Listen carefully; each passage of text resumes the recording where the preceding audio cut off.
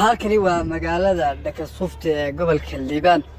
Saaka subaxii waxaa soo weeraray ciidamada loo yaqaan Tinaasta ee Federal Police Ethiopia oo isligoodu yahay Nagayla. ciidamadaasi baabuur bay wateen weyn waxay imaadeen bakhaarkaas sidee muuqda oo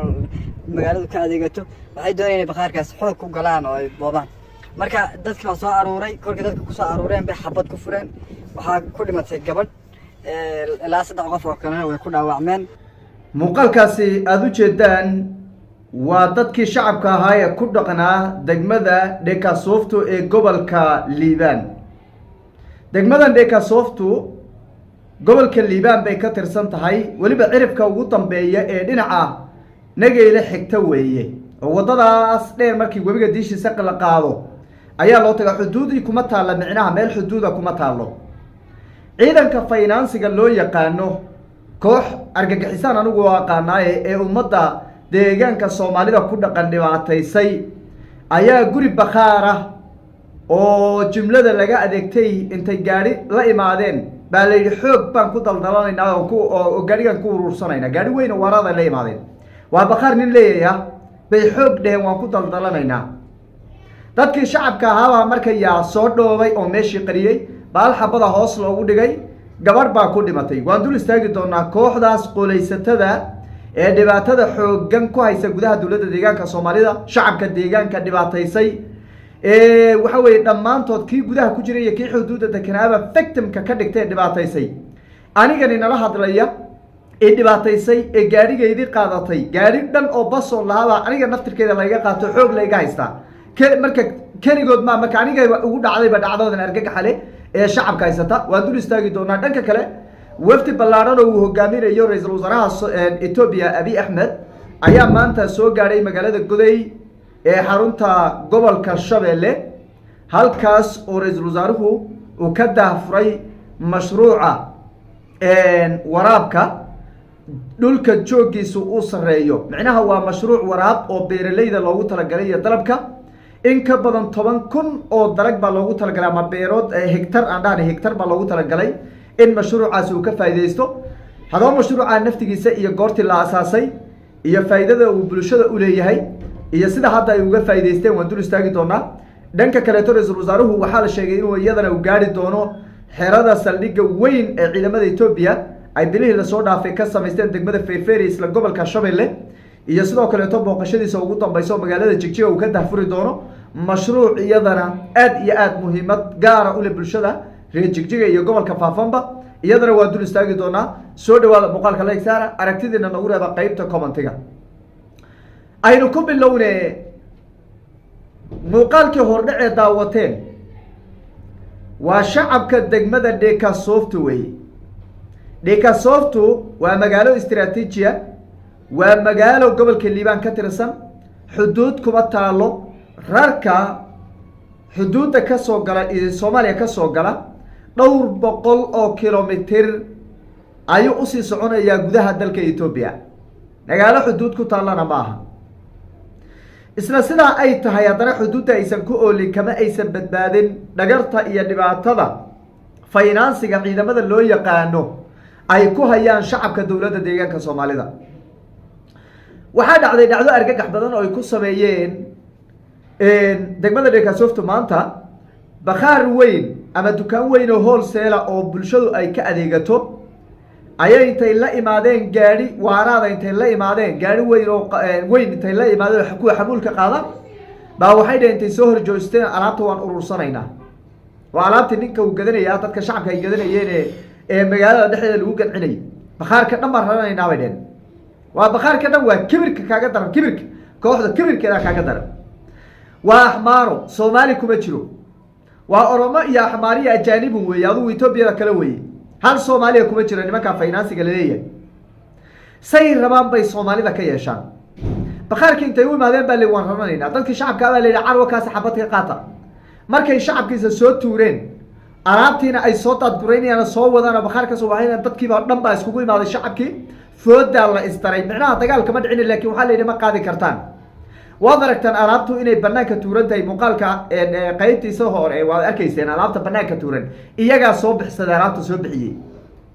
shacabkii markay iskor tuureen baa xabad hoos loogu dhigay ilaa shacabka waxa lagama qaadi kareen ilaa iyagoo tuuran meel laga mara markay alaabtii ishuwiyeen baa hoos xabad loogu dhigay hoos markii xabadii loogu dhigay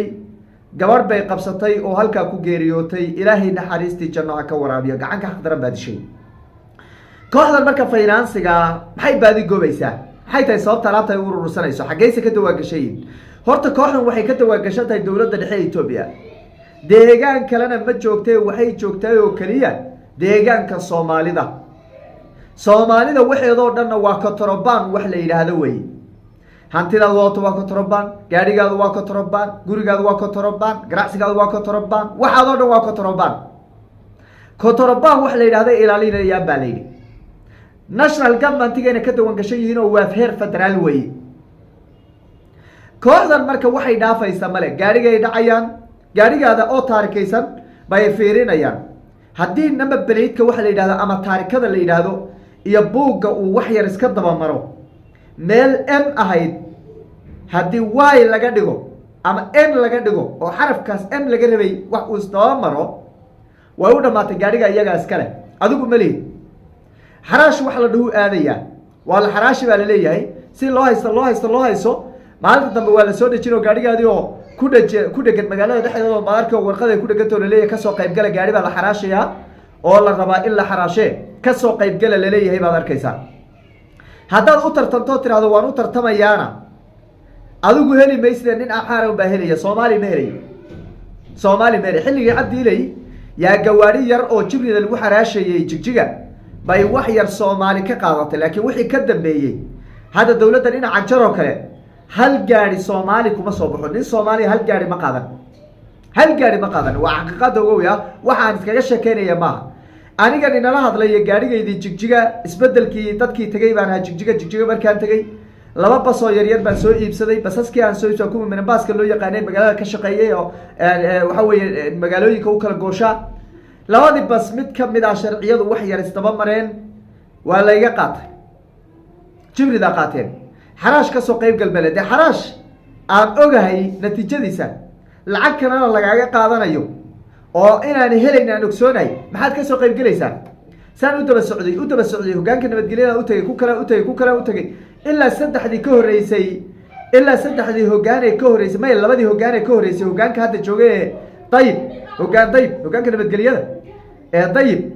hadda jooga deegaanka Soomaalida labadii nin ee ka horeysay waan u tagay taliyaha ciidanka new booliska ee saddexda gobol Liibaan Afdheer iyo Shabeelle baxankooda daawo isku haysta waan u tagay intaas oo mas'uul baan la fadhiistay gaarigaadu ugu dambeyn xabashi baa qaatay waa la qaaday mooyaala la geeyay mooyaala haddana laga sii qaado la adigu tag waa la qaatay gaarigi deegaanka Soomaalida marka wax kaliya ma aha waa wax shacabka deegaanka Soomaalidu dhibaato ku habsatay oo muddo dheer haysatay way xilligii cabdiilay bay yara dhaantay waqtigan markii loo fiiriyo oo waxay ka cabsanayeen ciidanka new booliska ka cabsanayeen anigoo kale muwaadin markaan gaariga laga qataadho soo boodo ciidanka isku soo dhaxtuuro inta loo tagaa la dhahay gaariga ninka si la dhahay ciidanka new booliska xoog kaga soo daynay laakiin hadda new boolisna kama soo dayn karo cajarna kama soo dayn karo shacabkii baa saa loo boobaya marka shacabkii baa la boobaya asbuuci in ka badan 100 gaari ku dhahdaysan waliba kasii badanin way qabsadaan jibridu oo nimankan hadda finansiga loo yaqaano ama jibrida u taqaan loo yaqaan labada wal dhahay way qabsadaan waxa inta kaaga daran hooyada xuduudda ada wajaalo kale inta badan ee deegaanku aadaan hooyada wajaale aada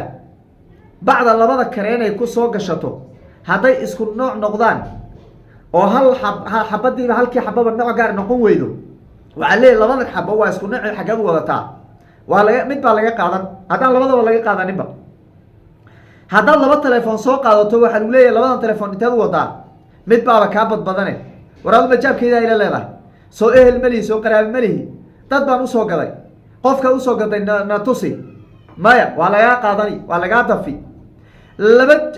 cabitaanka kaartoonka laba kaartoon hal kaartoon haddaad soo qaadato halkaa kaartoon ama waxaad bixinaysaa lacagtaad kusoo gaday lacag ku dhow ama waa lagaa qaadanayaa mararka qaarna lacag ba laguma weydiinaya waaba la iska dejisanba gaarigaa lagala degayaa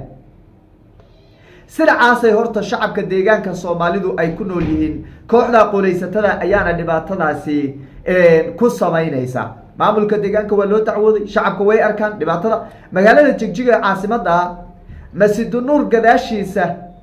baskii aan alaabta ku waday ee ku dajinayay waa Masjidunuur gadaashiisa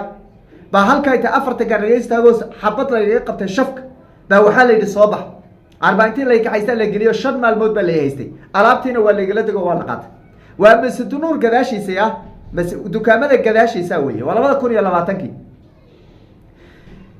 ilaa hadda shacabkii dhibaatadii way haysataa marka anu waday waxay idin la qaaday oo iskaga carareen Soomaalina waxa weeye markaan la iga qaato waxay idin u soo bandhigo waa la dhacay baan idhi oo soo cararay ilaahay waxa weeye yaan iskuul ka soo tagay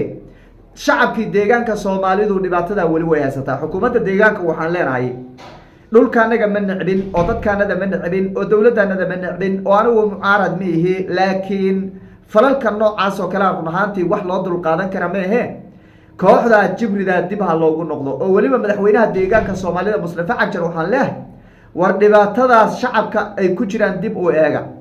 magaalada Jigjiga Sheekh Nuur Ciise laba walaalo ah oo gaariga jagac loo yaqaan wata baa xabad dag labadiiba halkaas lagu dilay Jigjiga International horteeda 2020 qof walba wuu xusuustaa bishii 3aad bishii 4aad meelahaas ay hayde xamda ka soo horjeedkeeda hoteelka ku yaale la yiraahdo Jigjiga International gaari socday baa intay ka shakeen iyagoon u fiirsanin bay xabad iskaga bilaabeen laba qof oo ka soo baxday hoteelka ay xabad ku dhacday kooxda marka argagixisada lala dagaalamayo ee shacabka laga difaacayo iyo kooxda financigu maxay ku kala duwan yihiin hadiiba shacabkii gudaha magaalada lagu leynayo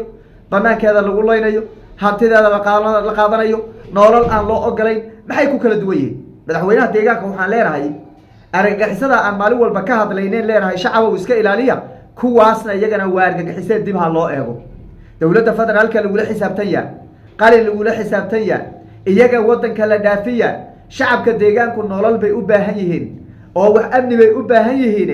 uma baahna kaliya in xuduudaha laga difaacee Mustafa Cagjar oo mudane madaxweyne hoos u fiiri dhibaatada shacabka haysataan leenahay taasi waa midda dhinaca kale to wafdi ballaaran oo hogaaminayo ra'iisul wasaaraha Ethiopia Abiy Ahmed ayaa maanta soo gaaray magaalada Goday imaatinka ra'iisul wasaaruhu 3 qorshe ayuu salka ku hayaa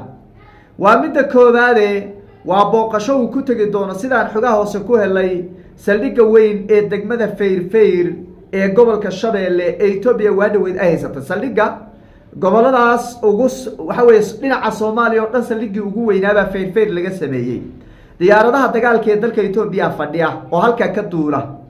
marka ra'iisul wasaaruhu markay imaatinkiisa saldhiggaas oo si loo sameeyay uusan tagin inuu soo booqdo oo uu kurgalo waa qodobka koowaad waa qodobka labaad ee waa xarika jar iyo waliba dib u eegis ama u kurgal mashaariic waaweyn oo magaalada Goday duleedkeeda laga hirgeliyay oo qaarkood la sameeyay xilligii Cabdi Ilay dawladda federaalkuna ay sameysay dayactirna lagu sameeyay sida hadda waraabka weyn ee dalka beeraha loogu talagalay ee adeeg bixinta degmada Beercaano ee ka tirsan gobolka Shabeelle ay ka mid yihiin way uu tagay ra'iisul wasaaruhu soo kormeeray ilaa iyo 3,000 oo hektar ayaa ka beeran 10,000 ka badan ayaana loogu talagalay marka waa dalagaas ama mashruucaasi waa mashruuc weyn oo ballaaran bulshada loogu talagalay inay ka faa'iideysato dawladda federaalka ayaana hirgelisay